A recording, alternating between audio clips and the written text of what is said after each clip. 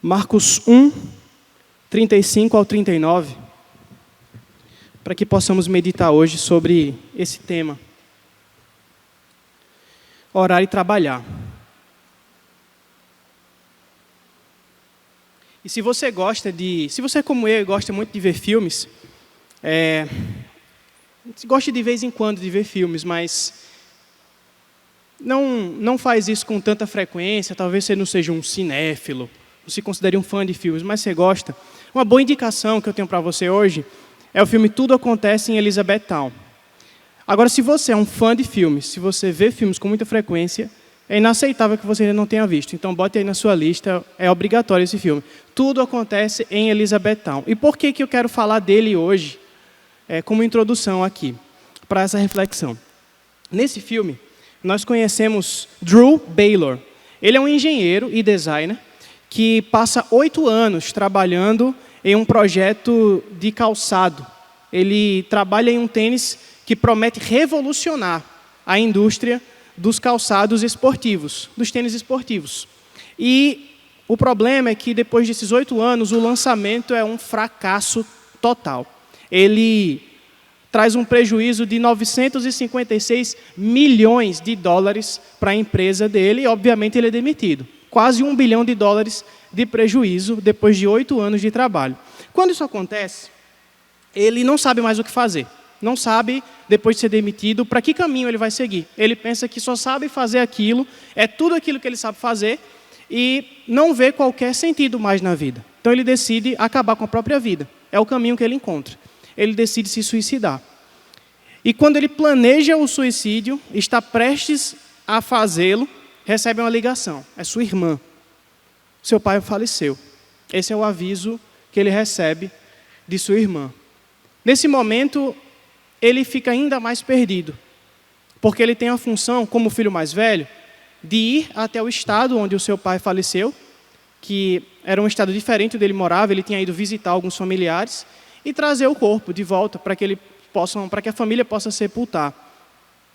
Nessa viagem de avião, ainda perdido, ele conhece a comissária de bordo, Claire, que é uma mulher extremamente simpática, animada, para cima, e eles fazem uma amizade durante aquele voo e passam a se comunicar durante toda a semana.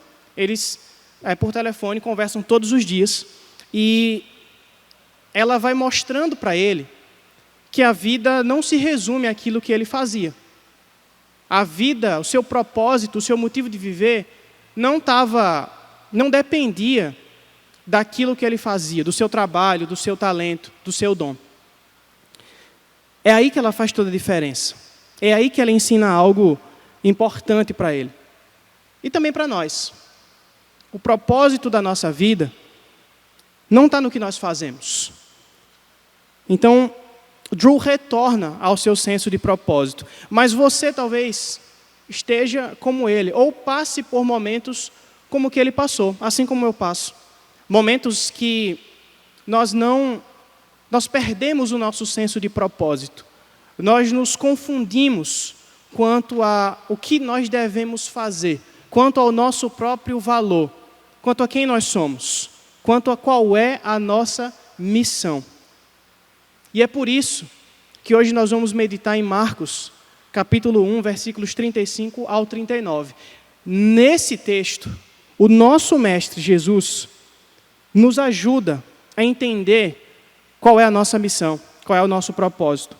Através desse evento vivenciado por Jesus e seus discípulos, o mestre nos ensina a entender a nossa missão e assim agir para a sua glória. O que devemos fazer para entender a missão e agir em conformidade com ela? O que devemos fazer para entender o nosso propósito e agir em conformidade com ele? Vamos ao texto e depois nós oramos. Diz assim o versículo 35. De madrugada, quando ainda estava escuro, Jesus levantou-se, saiu de casa e foi para um lugar deserto, onde ficou orando. Simão e seus companheiros foram procurá-lo. E ao encontrá-lo, disseram: todos estão te procurando. Jesus respondeu: vamos para outro lugar, para os povoados vizinhos, para que também lá eu pregue. Foi para isso que eu vim. Então ele percorreu toda a Galiléia, pregando nas sinagogas e expulsando os demônios. Senhor, nós queremos pedir a Tua ajuda nessa noite. Que o texto bíblico fale profundamente aos nossos corações. Fale individualmente com cada um de nós. Que ouçamos a Tua voz, Senhor, e sejamos direcionados de acordo com a Tua vontade. Nos ajuda, ó Deus, a entender a Tua palavra, a ouvir a Tua voz e a responder com nossas vidas, todos os dias. Pedimos assim a ajuda do Teu Espírito, no nome de Jesus. Amém.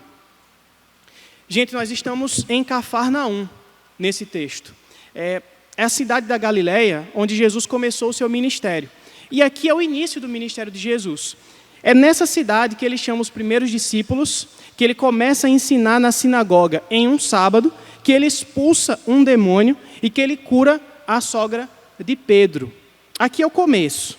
E ao anoitecer, nesse dia que ele estava na casa de Pedro, muitas pessoas foram até lá para serem curadas. Esse dia era um sábado. Então, o fim do dia, o anoitecer, marca o fim do sábado. Então, respeitando a tradição judaica, esse povo então procura Jesus na casa de Pedro, sabendo que ele lá estava.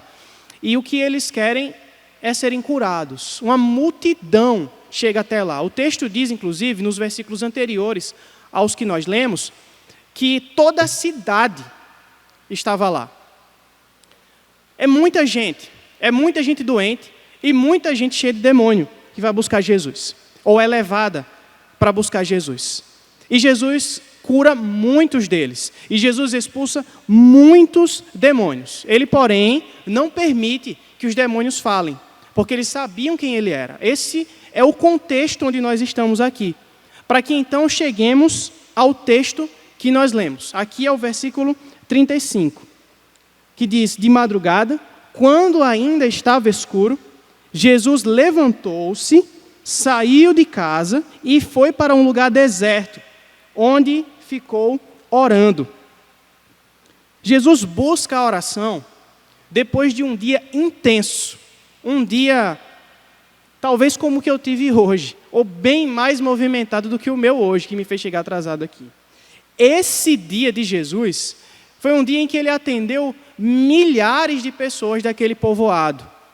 E, veja bem, ele pregou na sinagoga, ele ensinou o evangelho, ele expulsou um demônio na sinagoga, depois ele foi para a casa de Pedro e curou a sogra dele, e logo mais ele cura todos os tipos de enfermidades que você imaginar. Ele atende uma multidão que chega até lá, cheia de feridas em putrefação, úlceras, febres, diversos resfriados, hemorragias, todo tipo de doença chegou aos pés de Jesus.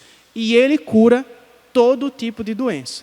O texto nos diz, no versículo 34, que ele curou muitos que sofriam. E ele expulsou muitos demônios. Esse é o nosso mestre, ele tem misericórdia daqueles que chegam até ele. Mas uma vez que essa multidão estava ali e Jesus precisava parar, ele se retira. Ele se retira para descansar. Ele só tinha a madrugada para isso. Lembre que a noite estava começando quando ele começou a curar as pessoas. Quanto tempo isso durou? Quantas horas ele precisou para curar aquela multidão toda? Provavelmente muitas. E ele tinha pouco tempo para descansar. Diz o texto que já era madrugada, nesse versículo 35. Marcos está se referindo à última vigília da noite, entre 3 e 6 da madrugada. Ele levantou-se, é o que o texto diz. Isso significa que Jesus havia deitado. Jesus era homem, assim como eu e você, e precisava descansar o seu corpo. Ele havia deitado, ele esteve deitado. Por algum tempo, como todos nós precisamos, mas a sua alma também precisava de descanso. Então, ele saiu de casa de madrugada e foi buscar um lugar onde ele pudesse orar. Jesus saiu da presença dos homens antes de amanhecer para entrar na presença de Deus. E os versos 36 e 37, veja aí comigo, dizem o seguinte: Simão e seus companheiros foram procurá-lo, e ao encontrá-lo, disseram: todos estão te procurando.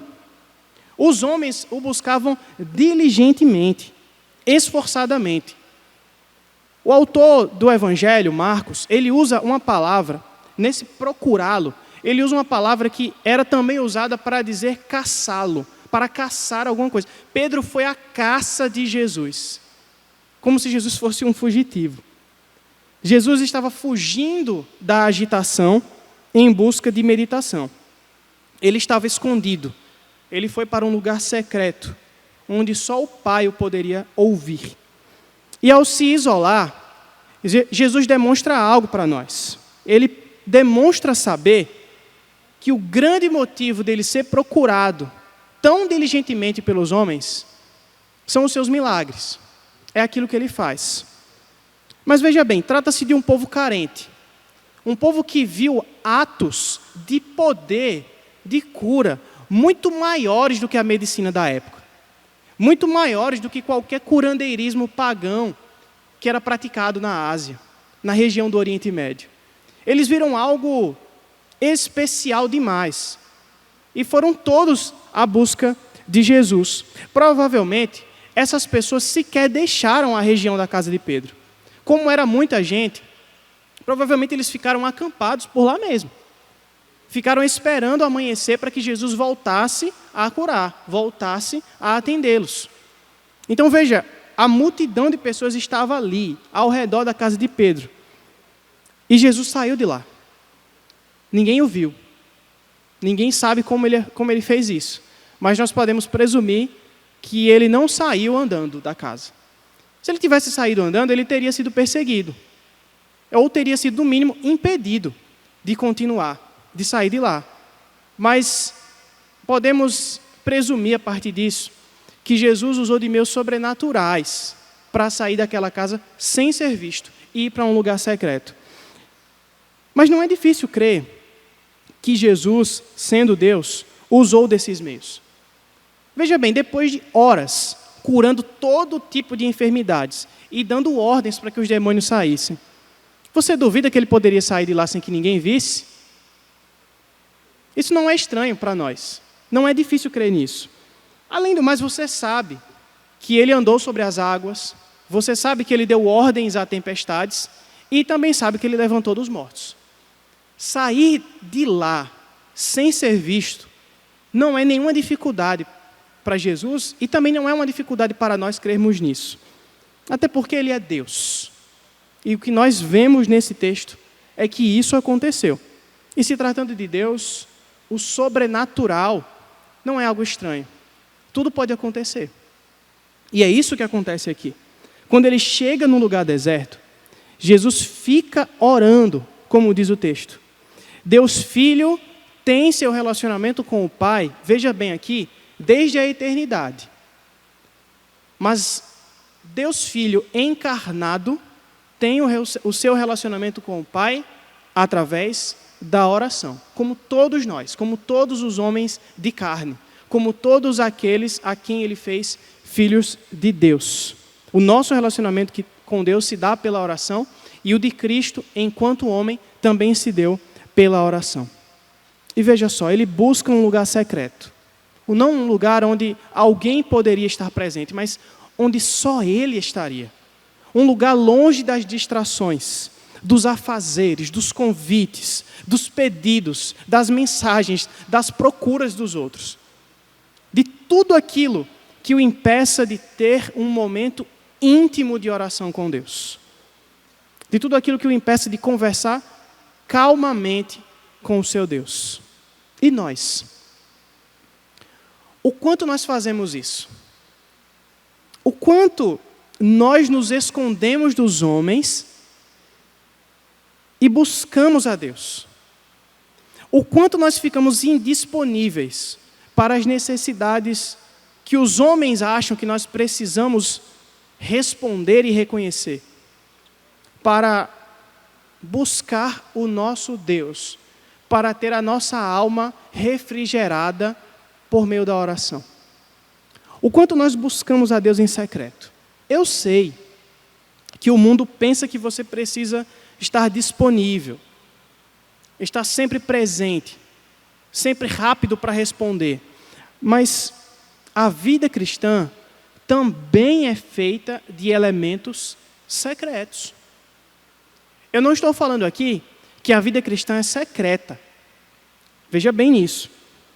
O próprio Jesus ensina que a vida cristã também tem elementos secretos. Mateus, capítulo 6, a partir do versículo 1 até o 4, ele diz que quando você for dar esmola, não faça isso de modo que os outros possam ver. Não toque uma trombeta, mas faça de um jeito que a sua mão esquerda não saiba o que fez a direita. Na sequência do texto, versículos 5 e 6, lá no Sermão do Monte, nesse capítulo 6 de Mateus, ele diz que quando nós formos orar, não imitemos os hipócritas, que oram de pé, fora, falando alto, para que todos possam ver. Mas ele diz o quê? Quando você for orar, entre no seu quarto, feche a porta e converse em secreto com o seu pai. E o pai, que te vê em secreto, o recompensará.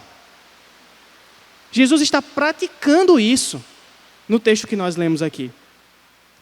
Veja que a vida cristã, como eu disse, não é secreta.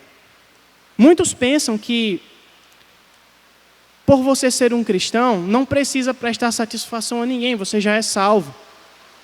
Na verdade, nós temos que prestar contas uns aos outros. A vida cristã não é uma vida isolada, uma vida solitária, e que nós fazemos o que bem entendemos. Nós temos comunhão uns com os outros porque somos membros do mesmo corpo. E quando nós tomamos a ceia, quando nós tomamos o pão e o vinho ao lado do nosso irmão, nós estamos demonstrando e dizendo que nós somos parte de um mesmo corpo. Nós temos um impacto na vida um do outro, e todos nós juntos no reino de Deus. Portanto, há um compromisso mútuo. A vida cristã não é solitária e não é secreta, mas ela é vivida também em secreto. Ela também é desfrutada na intimidade do nosso quarto, com a porta fechada, somente com o Senhor. Isso é o que Jesus está nos ensinando aqui. É na oração secreta que nós nos despimos diante de Deus. É na oração secreta que nós confessamos aquelas coisas que só você e Deus sabem. Você tem segredinhos? Eu tenho segredos. Eu tenho segredos que eu não quero que ninguém saiba, que eu vou fazer de tudo para ninguém saber. Mas Deus sabe. Deus sabe tudo. Deus sabe todos os nossos segredos. Eu não posso esconder nenhum dos meus segredos de Deus. Você também não. Ninguém pode. E na oração em secreto, nós nos desfazemos de tudo aquilo que escondemos e confessamos ao Senhor as coisas mais íntimas possíveis, onde só Ele vê. A ausência da oração traz muitos males. Provavelmente, se você anda muito ansioso, a sua vida de oração precisa melhorar. Você precisa dedicar mais tempo à vida de oração. Eu sei que eu preciso, porque muitas vezes eu me vejo muito ansioso. Eu já me vi, inclusive, em profundo desespero, muitas vezes. E em todas elas, eu estava em períodos da minha vida que a oração estava em baixa, que eu dedicava mais tempo às coisas que eu tinha que cumprir do que a oração ao Senhor. E eu não me refiro aqui à oração, à ansiedade, como patologia. Me refiro à ansiedade como pecado. E, como pecado, ela pode se tornar uma patologia. Mas se você ora pouco, você também perde a percepção da onipresença de Deus, da constante presença de Deus. E, consequentemente, o temor de Deus também se esvai. Você aumenta as chances de fazer o que o seu coração diz, o que o seu coração pede, o que a sua carne manda. Quando você perde a percepção de que Deus está olhando para você o tempo todo, as chances de fazer besteira aumentam. Uma pornografia que um nude para o namorado ali, uma maconha, não sei. Eu não sei os limites da perversidade do nosso coração. O que eu sei é que o nosso coração é perverso, é imoral, há imoralidade nele, há pecado em nós. E é no temor de Deus que há sabedoria. Nós precisamos orar também porque nós precisamos de uma percepção real de que Deus está presente em todo o tempo em nossas vidas. Em tudo que nós fazemos. Ele vê e sabe. E é muito mais difícil você abrir uma pornografia, você mandar um nude, quando você sabe que Deus está vendo você fazer isso. Esse temor de Deus é alcançado também por meio da oração. Nós percebemos a profundidade do olhar de Deus e do quanto nós devemos honrá-lo em todo o tempo, quando estamos sozinhos e quando estamos em grupo. Deus está conosco, Deus está presente. E nós percebemos isso cada vez mais quando oramos. Amém?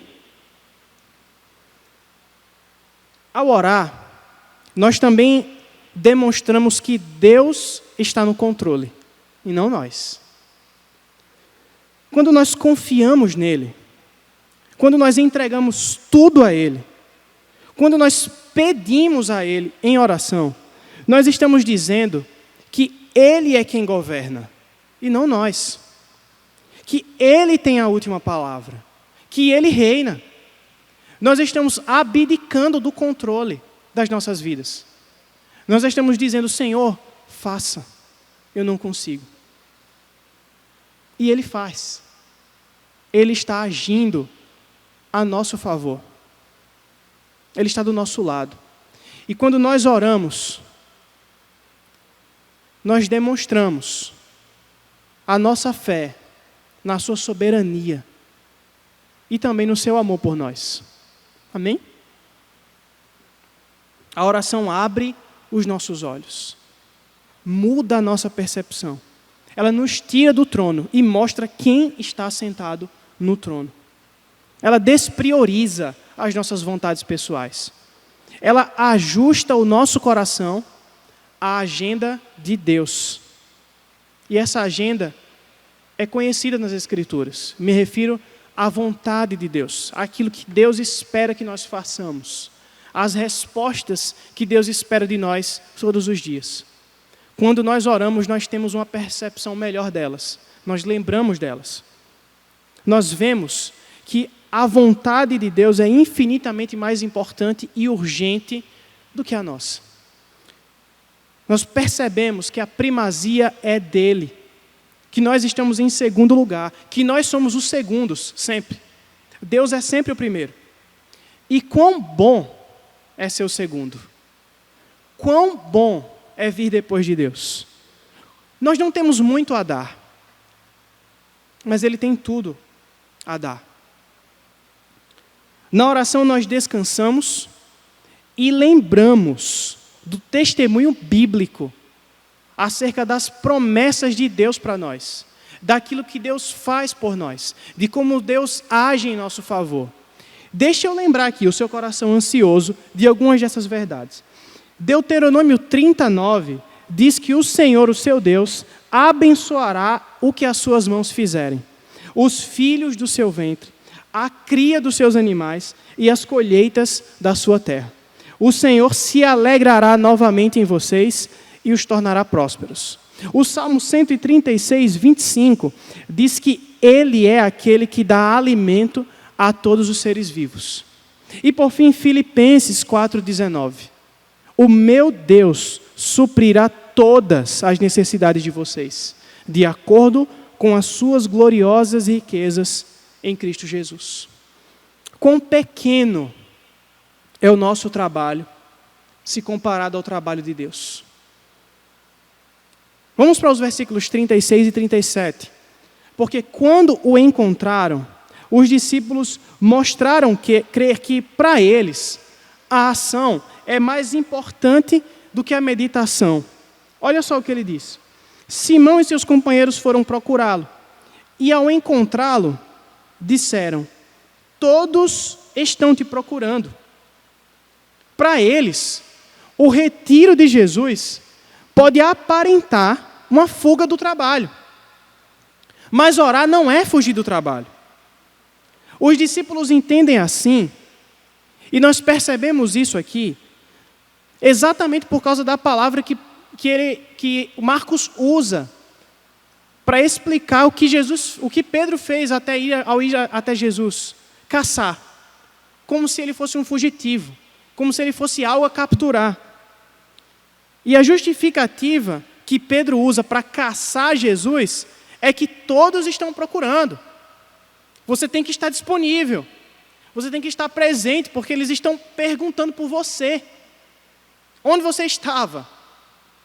Ele fala como se Jesus não estivesse ciente do quanto os homens precisam dele. Então ele os responde, mas talvez não da forma que os discípulos esperavam. Veja no versículo 38. Jesus respondeu: vamos para outro lugar, para os povoados vizinhos, para que também lá eu pregue. Foi para isso que eu vim. Jesus diz: sim, vamos agir, mas não para com esses que me buscam pelo que viram do que eu sou capaz de fazer. Vamos agir, mas não neste povoado de Cafarnaum. Vamos até os outros onde eles ainda não me viram, onde eles ainda não me ouviram, onde eu ainda não estive. Nós vamos nos mover, nós vamos trabalhar, nós vamos até os homens. Mas não apenas agindo com curas, mas agindo com a pregação do Evangelho.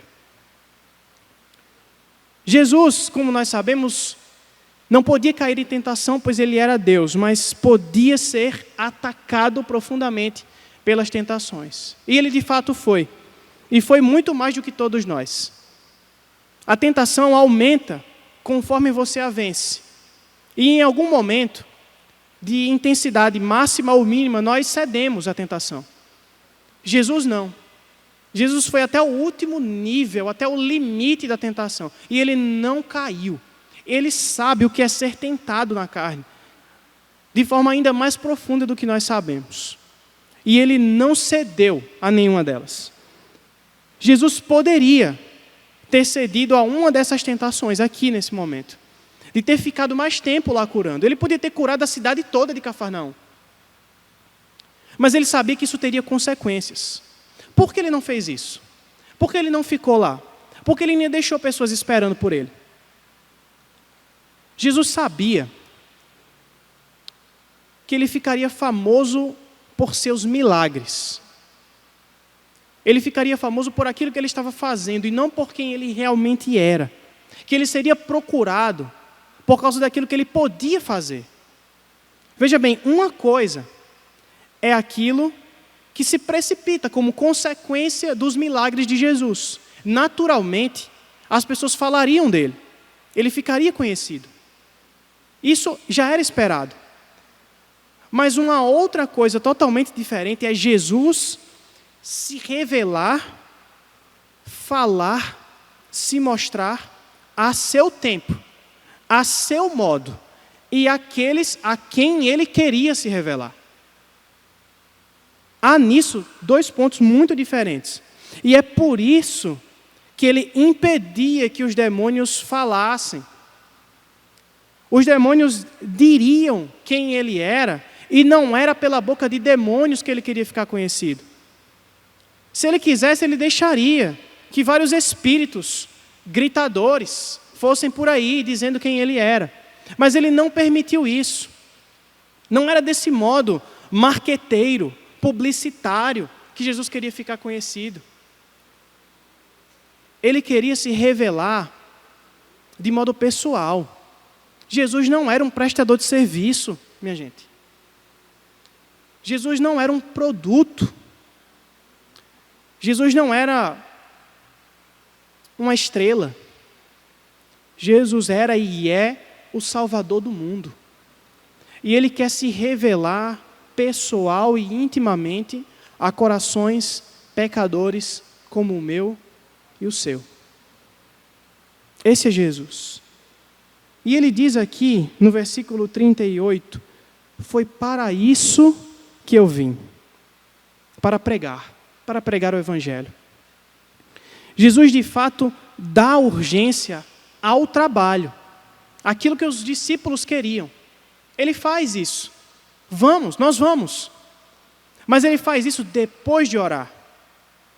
Ele não faz isso no ritmo dos discípulos. Ele não faz isso no ritmo do mundo. Ele faz isso no ritmo de Deus. Ele coloca a necessidade do trabalho em pauta depois de orar, depois de estar com Deus. Jesus tem um senso de urgência para executar sua missão. Por isso Ele para e ora. Ele se retirou dos afazeres do dia a dia para então depois retomar os afazeres.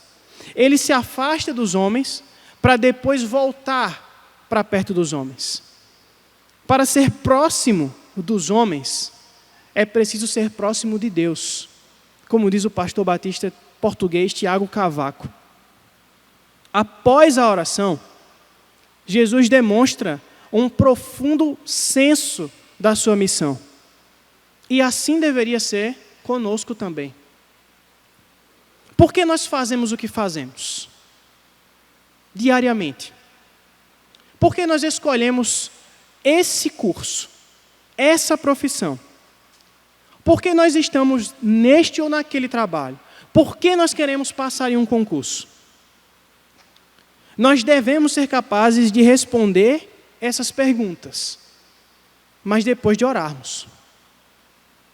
Se o Filho do Homem ora antes de agir, por que nós não o imitamos?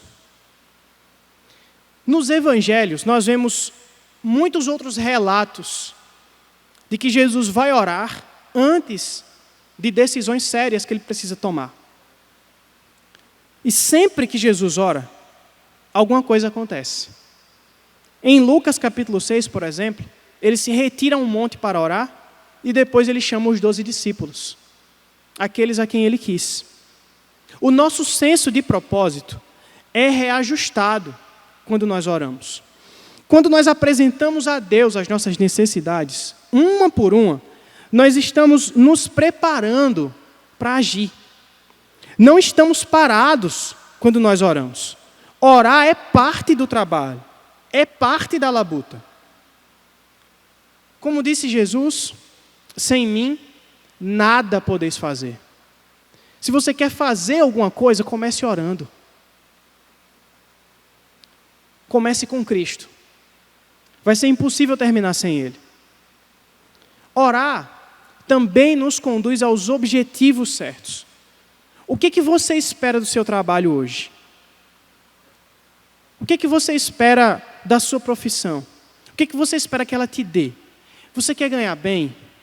Você quer alcançar um alto cargo? Nós temos frequentemente colocado a nossa agenda, os nossos planos a curto e médio prazo, e até mesmo nossas tarefas diárias, acima da agenda de Deus. Isso é egoísmo.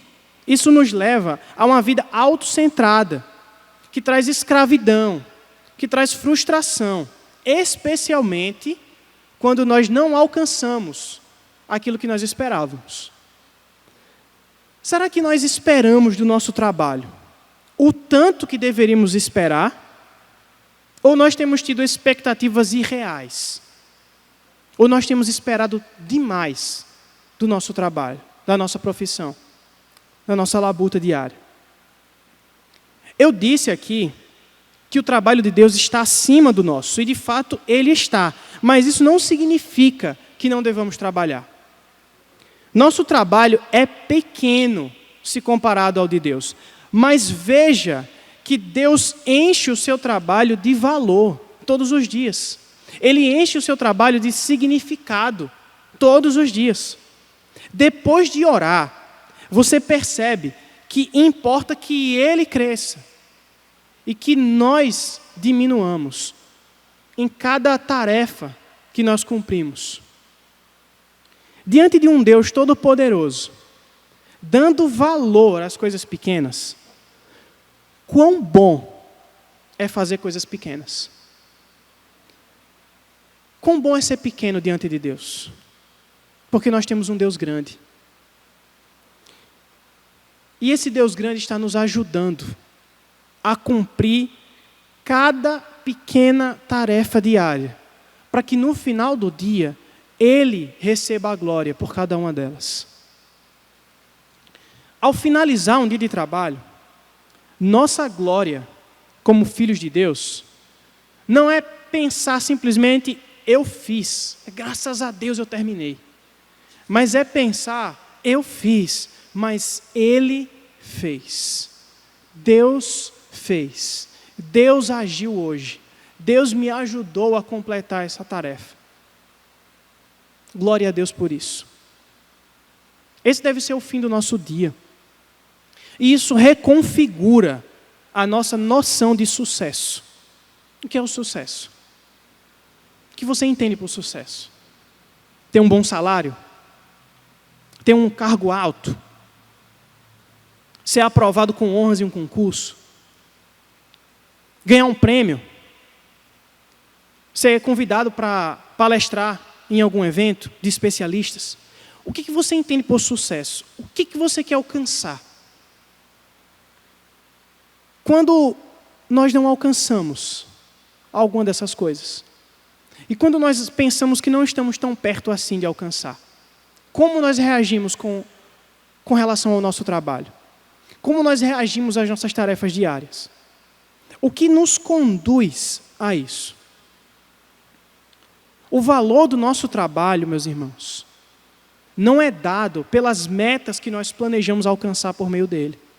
O valor do nosso trabalho é dado por Deus. É Deus que o valoriza. Essa é a nossa identidade, como filhos de Deus. Nós somos filhos de Deus no mundo de Deus.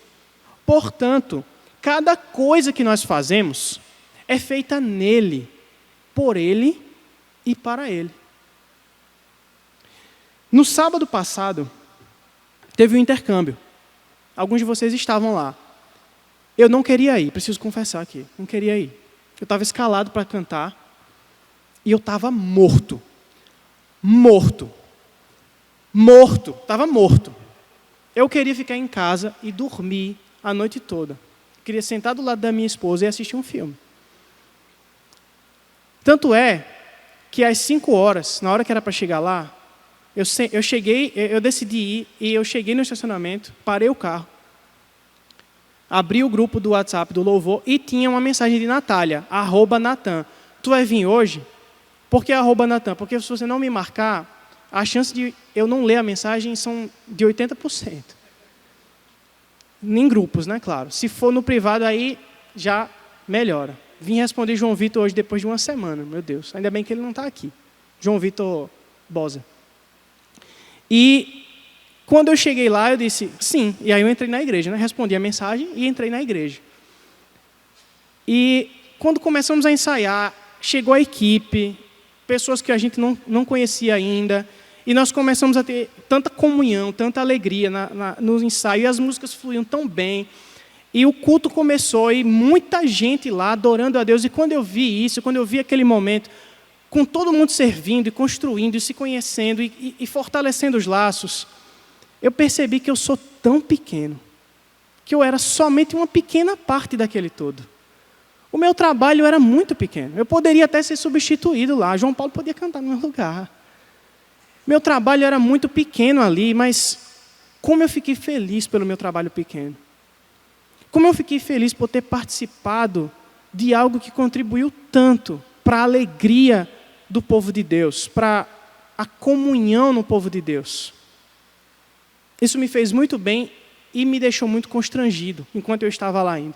Eu pensei, valeu a pena ter vindo. E que vergonha por eu ter tido vontade de desistir. Como é bom servir a Deus e abrir mão do meu conforto em alguns momentos. Nós somos filhos de Deus. E aquilo que nós fazemos, nós não fazemos para nós. Embora nós tenhamos alegria naquilo que fazemos, e isso é uma bênção de Deus, inclusive acho que nós devemos buscar a alegria naquilo que fazemos, nós fazemos sobretudo para Deus, mesmo quando não estamos tão alegres assim.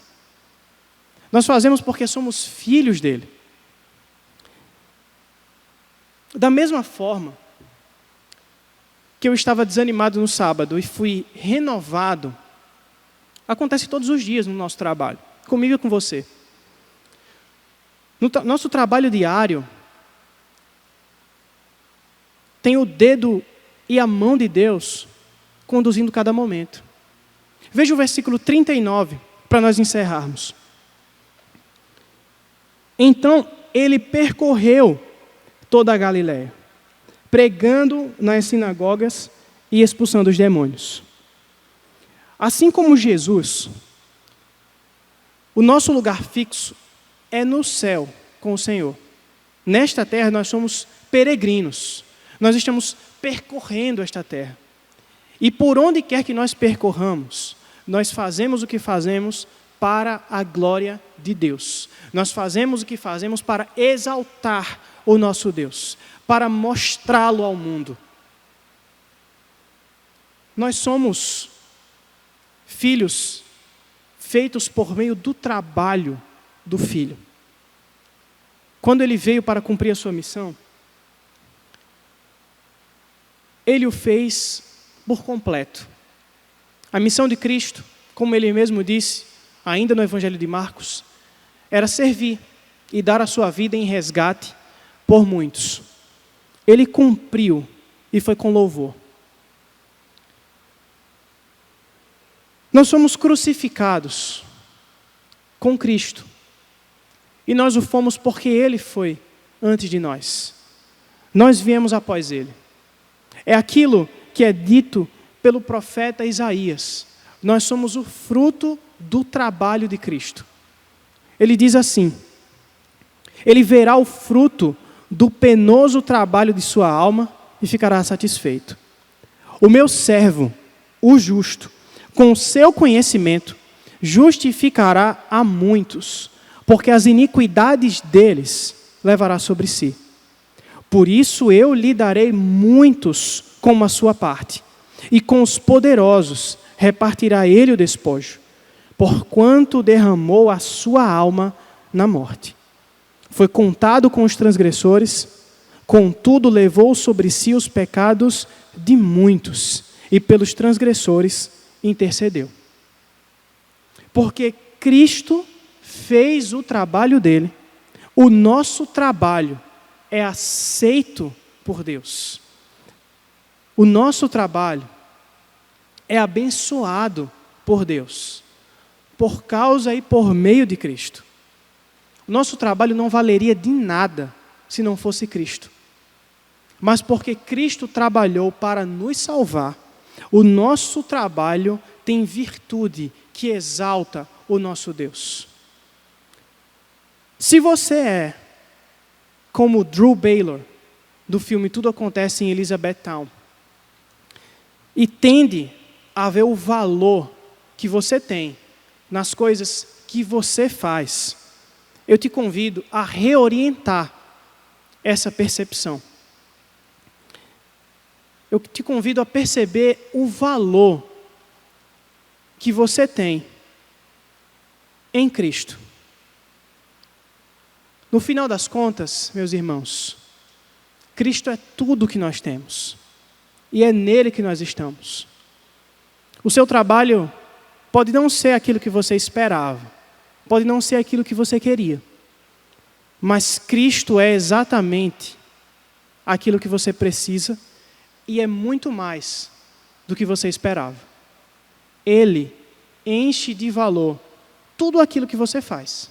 Seja atender um cliente chato num balcão ou dar uma bela palestra para 200 pessoas sobre aquilo que você se formou, se preparou para fazer.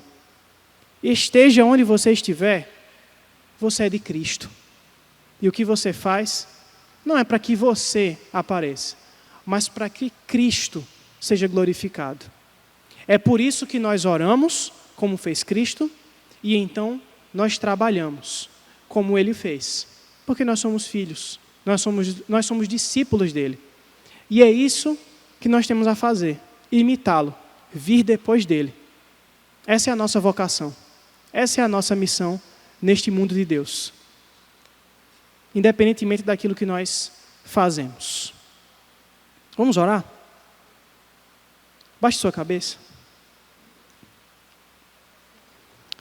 Senhor, nós queremos ser como Cristo. Nós queremos imitá-lo, ó Deus. Por isso nos ajuda. Nos dá poder do Teu Espírito para isso. Para que todos os dias nós saibamos a quem estamos servindo.